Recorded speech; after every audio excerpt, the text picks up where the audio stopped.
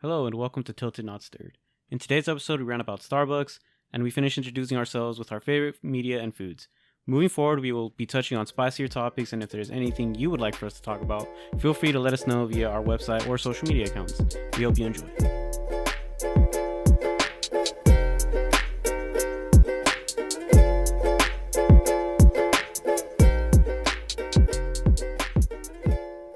Hello, my name is Edwin. I'm Jeff. And I'm Frantic. And together we are Tilted Not Stirred. So what has you guys leaning today? What have you guys been up to? Well, I finally started class yesterday, so that was fun. I'm pretty excited about it. Got to know the students a little, and yeah, should be good. What are you going for again? Cybersecurity. Ah, I'm gonna be a hacker man's. so Sausage Fest then. I know. I'm in. There's 2 females in the class. 2? All right. Hey, did you practice your I'm in? You guys you have your hacker man lines yet? I think that's like the 4th week into the class where they get you okay. get your mechanical keyboard. Yeah. Make sure you're typing really loudly Yeah. and extravagantly, and then you have to say these lines. Mm-hmm. For me, I've been working on my fitness. That's been the biggest thing for me right now. Just trying to be healthy or get back to being a Chad. I just had a job interview, and I usually like my dress shirts pretty tight. You know, I like to be fitted, and it wasn't flattering from, luckily the camera was just catching my chest. My chest always looks fabulous. But then after that, it was... So they're fitted, but for the wrong reasons. It's fitted at the bottom for the wrong reasons. You bust out the formal up the top, but then shorts on the bottom, or what? That's exactly what I did. It was exhilarating. It was like being at school and the teacher tells you to stand up, but you can't because Because biology. Because biology, and it decides to see if it's working properly. But you know what's got me tilted this week? Well, I mean, I don't do. Yeah, that's how I'm gonna come at it. I don't do chain restaurants, right? So, there's only a few chain restaurants that I allow myself to have, and just recently a new spicy meatball marinara sub came out, and I just never buy sandwiches either, but it was from Firehouse Subs. I never had it before, and I said I'm gonna go get that, and I went to go get it. It was amazing. But as I was eating a little bit in the car, I said I don't have a drink, and the only thing right next to me was a Starbucks. Now, how do you guys feel about Starbucks? Are you guys the type of people that get a Starbucks every single day? You can't get your day started without it. I don't drink coffee at all. I get my caffeine from Coca-Cola. Starbucks is liquid sugar. I like my coffee like I like my men. Strong.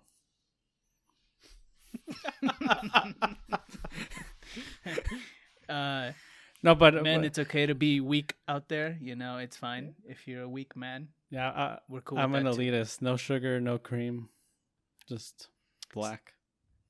See, that's the thing. I feel like people who have Starbucks every single day, I have a little bit of respect for the people that go over there and they get their coffee black, right?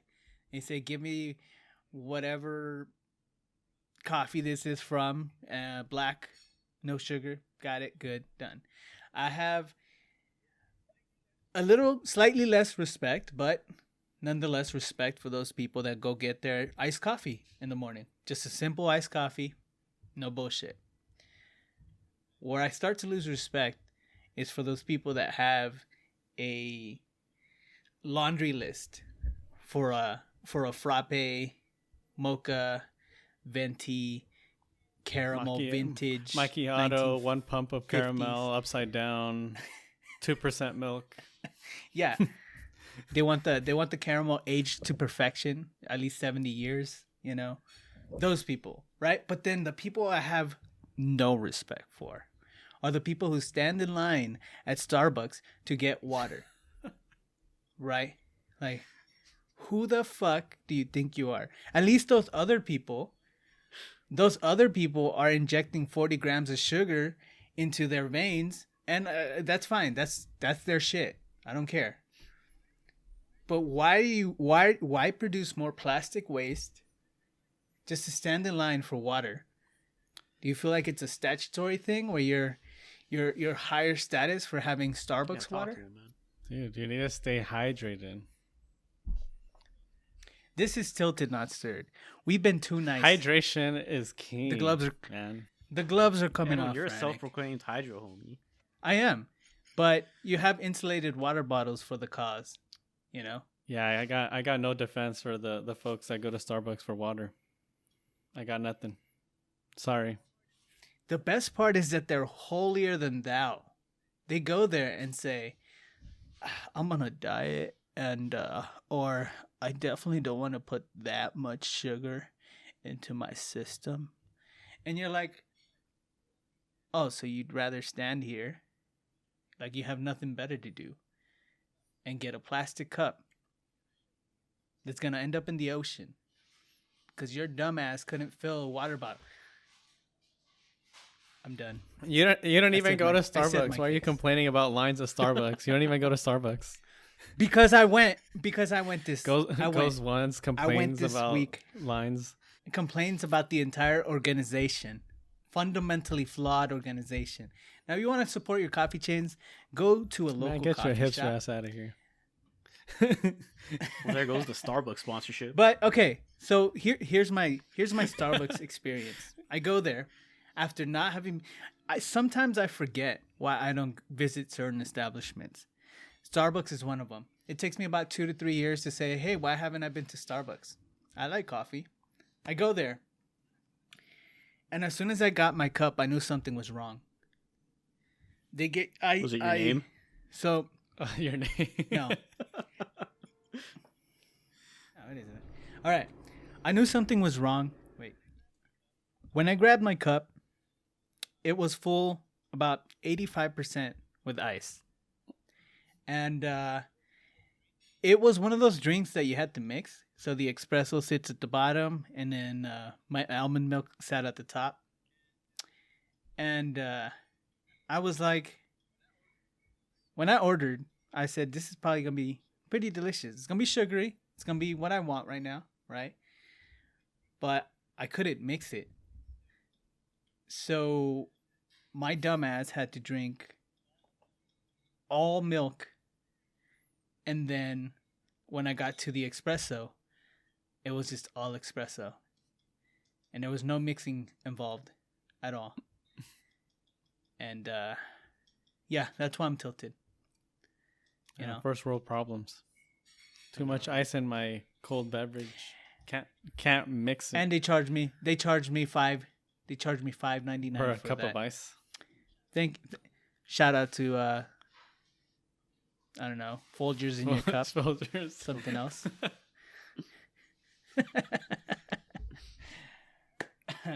All right. So the gloves finally came off. You guys have learned our true identities. This is a Tilted Not Stirred podcast. But we want to continue to introduce ourselves to everybody. And this is going to be the last of our introductory series. And we're going to talk about our favorite things so that, you know, people know who we are slightly fundamentally, you know, at a more fundamental level. Understand where we come from and our experiences with media. So here we go. First, we're going to start off with our favorite game. And I'll let Jeff start it off. After thinking long and hard, I have to go with Red Dead Redemption 2. It's just such an immersive world. You jump right in and you're just like, man, I'm a cowboy right now. And I'm going to do cowboy things. I'm going to hop on my horse and just...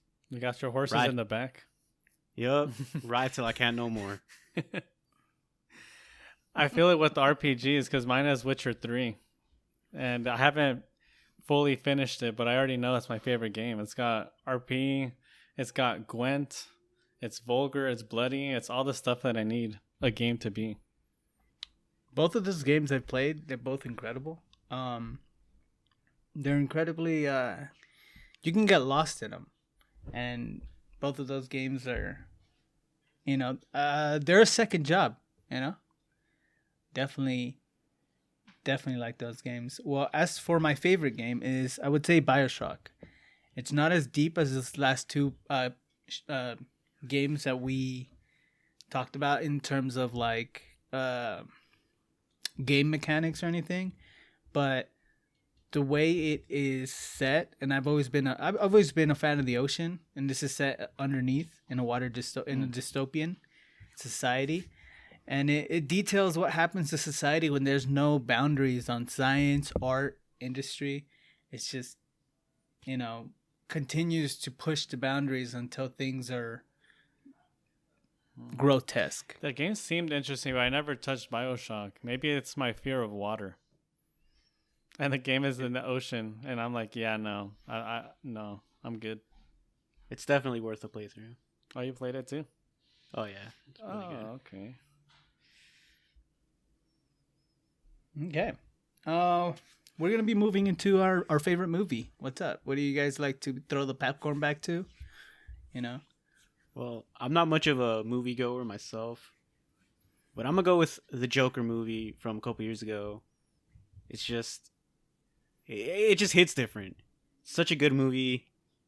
Like, it's hard to describe. I just remember sitting down, watching it, and going, "Oh man, like this is." I don't know what art is, but this is it. It was very real. Yes. It definitely talked about was insane. Talked about the mental health struggles people deal with, and it has a banger of a line. The worst part about having a mental illness is that people expect you to act like you don't. Mm-hmm. That Very real. was powerful. Yeah, the great thing about that movie is not only did it portray the character in such a meaningful and powerful way, but also the reception that the movie got. It just seemed like it was a very Joker movie. Yeah. The movie itself, the perception of it, how it like really stirred a lot of stuff up, and you're either really like the movie or were just hated it. And so it was just like, yeah, that's basically what the Joker is. That is the Joker. It's one of those movies I watched multiple times at the theater. I definitely enjoyed that movie. It's a good one. That's a banger of a movie, Jeff. Banger. For me, it's I cannot decide on one, so I just chose all three of the Lord of the Rings trilogy. I'm all about that fantasy genre, like I've already said. I don't know. I can't choose one. Spoiler alert, Sean Bean dies in this movie as well. I'm ashamed to say I've only watched it through once, so I would like to give it another go. I didn't get into the Hobbit movies though. Did you guys watch the Hobbit movies? I heard No. I heard those weren't that good. Well, I think it's because the book is so short, and then they'd made like what 2-3 movies out of it, when it should have just been like one. And like the CGI on it was entirely CGI. Yeah, there is something about Lord of the Rings that it's an old movie, but it's still good to today's standards. Yeah, it's because they use so much practical effects, right? The orcs were actually orcs, and people in makeup, and it's actually a beautiful movie. I watched all three of them back to back. It was 12 hours of my life I'll never get back, but I enjoyed myself. It was a great ride.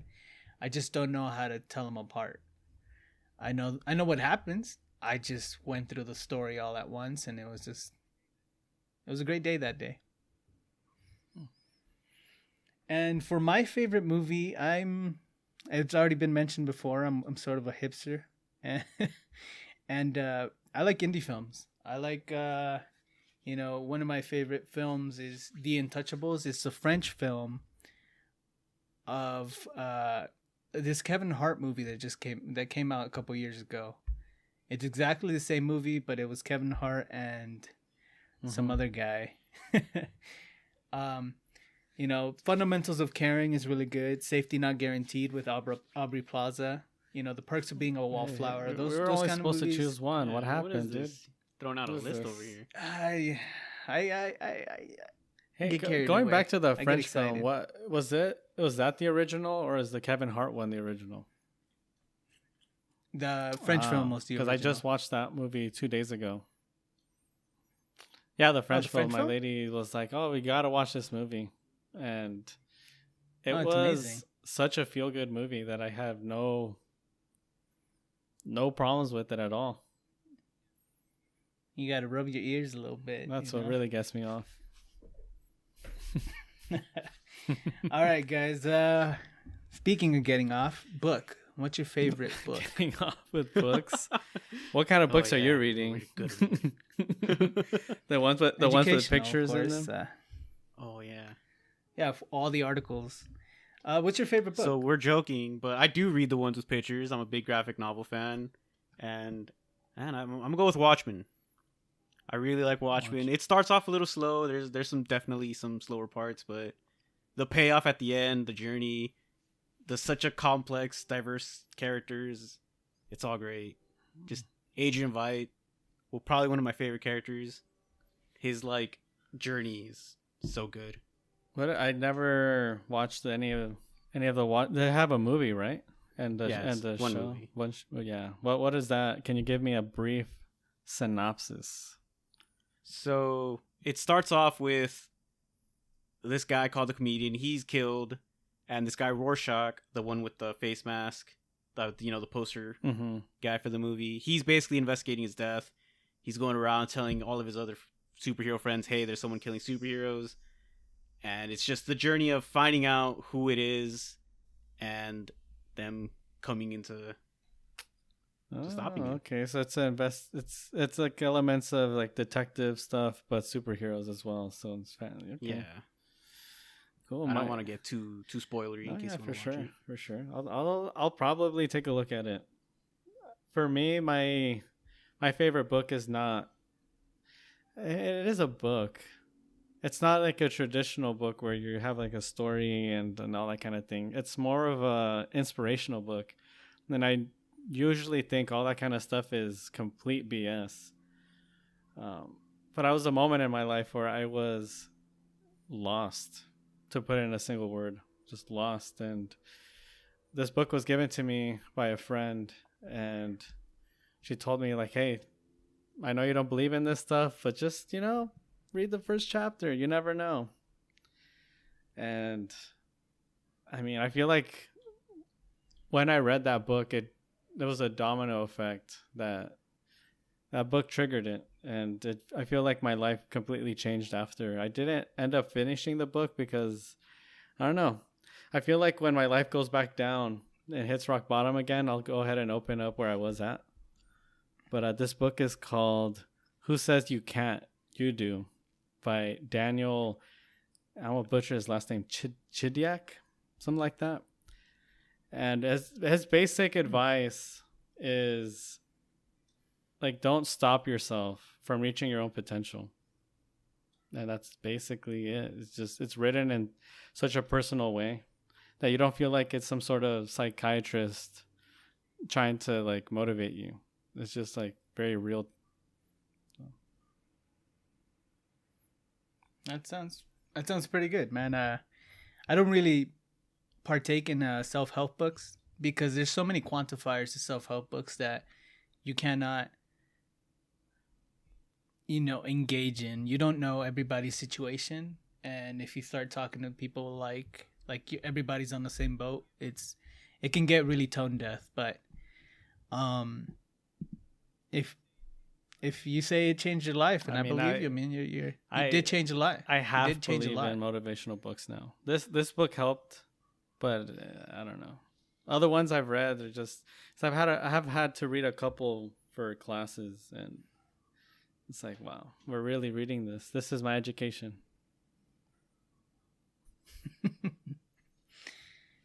For me, my favorite book is American Gods by Neil Gaiman. It touches on what happens when people migrate to the United States, and they bring their gods with them, but soon forget them.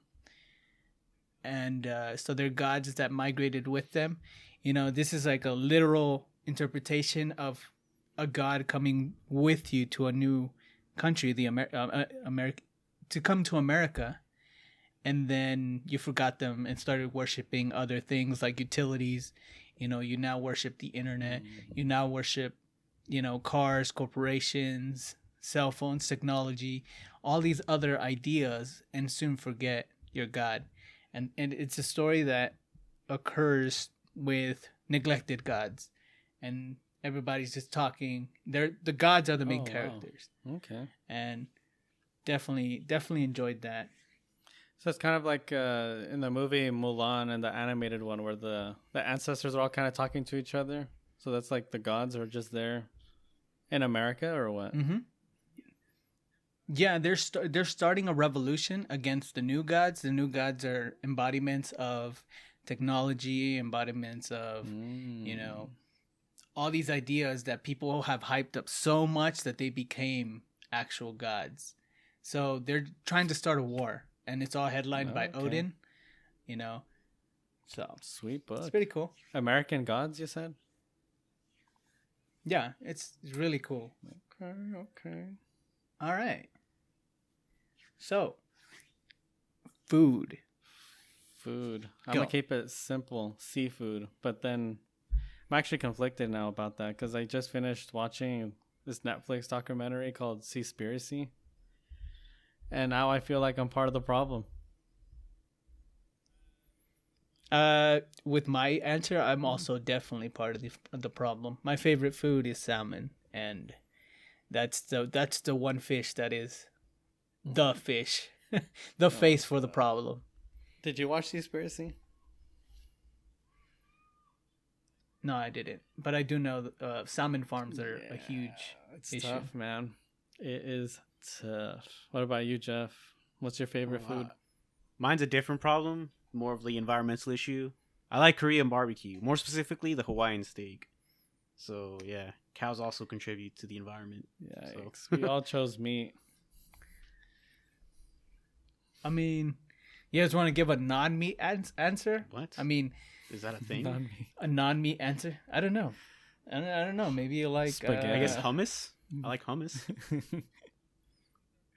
chickpeas aren't like almonds, right? Uh, Almonds take a lot of water to grow. If I were to take a wild guess, knowing nothing about them, I'd say they're closer to beans or corn. No, I mean saying that we're sticking to issues and stuff. The environmental issue that almond caused. Everything's an almonds issue.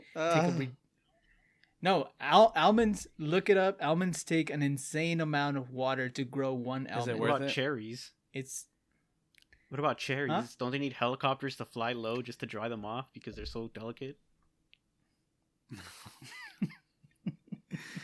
Yeah. Jesus. Well, that could be this whole could be an other entire thing in topic itself. to discuss because food can get problem. I didn't think we were gonna get there. I didn't think we were gonna get to the problematic side of food, but let's stick to Hey, man, if it tastes good, I'll eat to the it. base. Let's take to the ignorant base side of it. Let's just.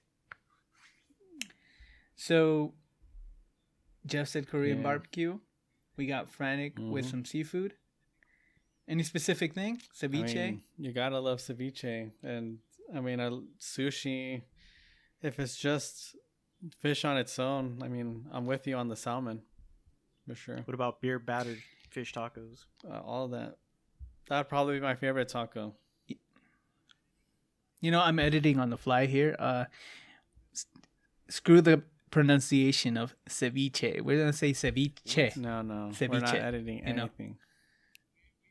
We're now here saying ceviche or tortilla. You say it the Mexican way. Ceviche. No, tortilla.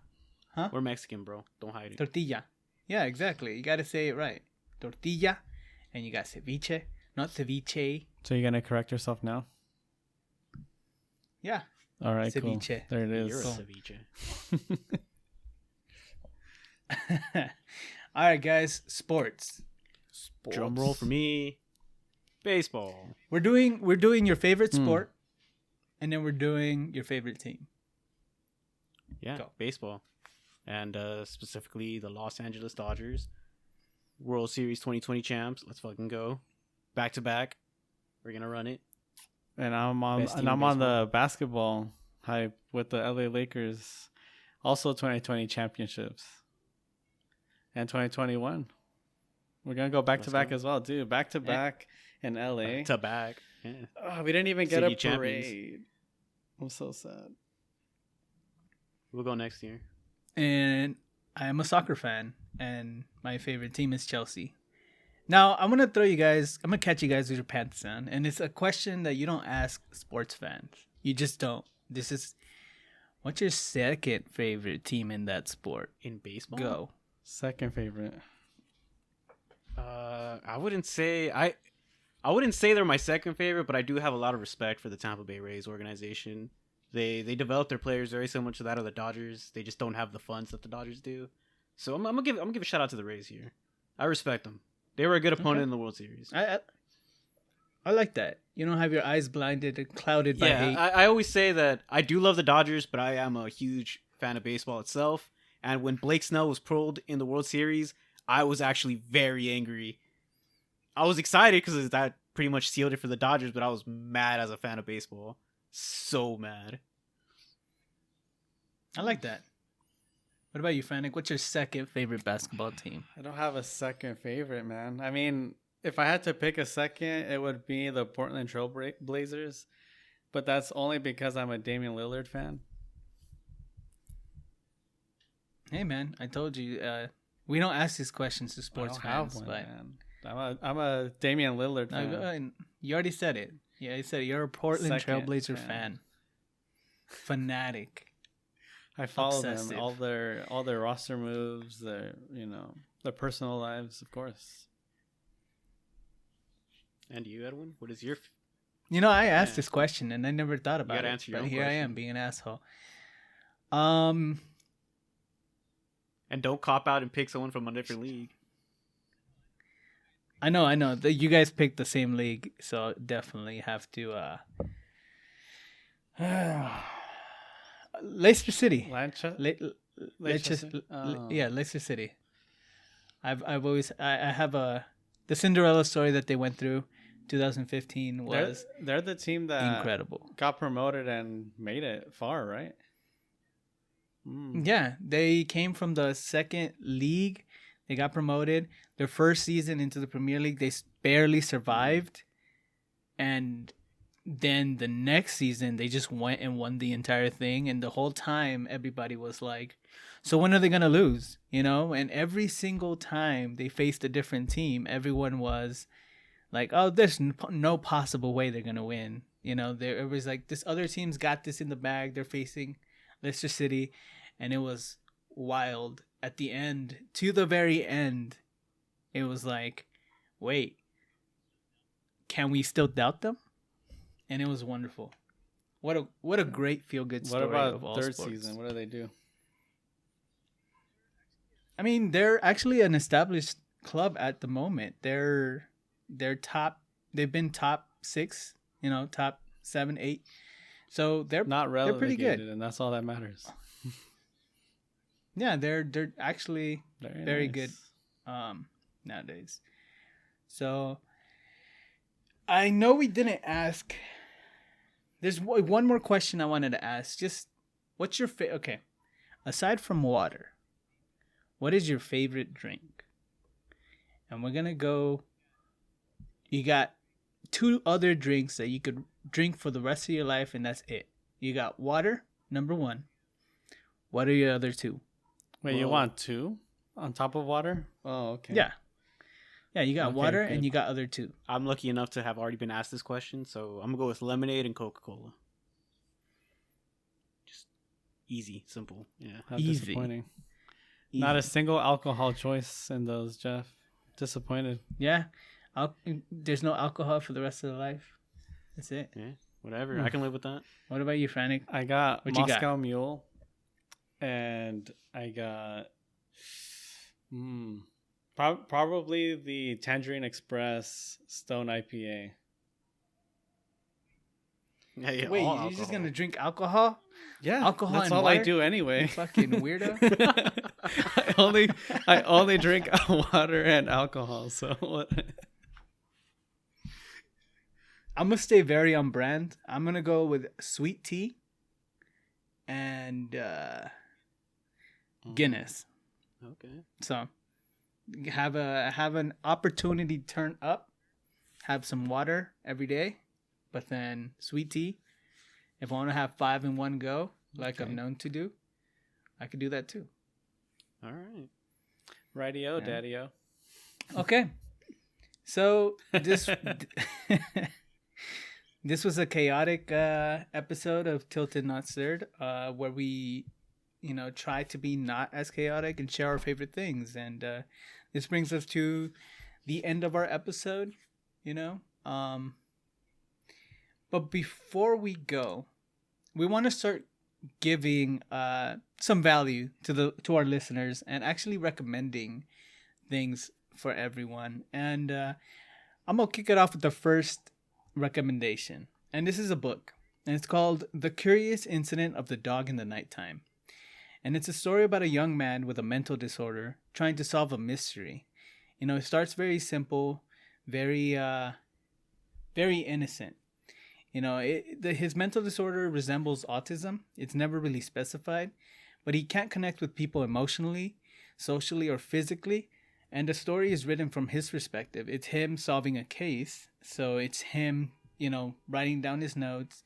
And it's interesting to see people have really poignant emotions and reactions to their lives literally falling apart, but he can't really tell what's going on. It's like when people are crying, he's like, oh, he's just scrunching his face eyes up are a little sweating. bit. And yeah, he just can't empathize. And it's a very short read, very interesting premise, and it's a unique perspective on something that you may not understand, and it's not really depicted in society much. So that's my recommendation. How many hope you guys pages check are it we out. talking here? I didn't really. Let me see.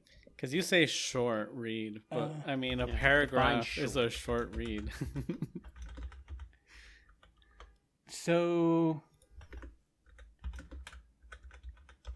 let me Ballpark, see. 100, 200. It's about 250 pages. Pretty short. You could read that in a weekend. Definitely enjoyed. I did that. That was my case. I read it in a weekend. Okay. It was incredible.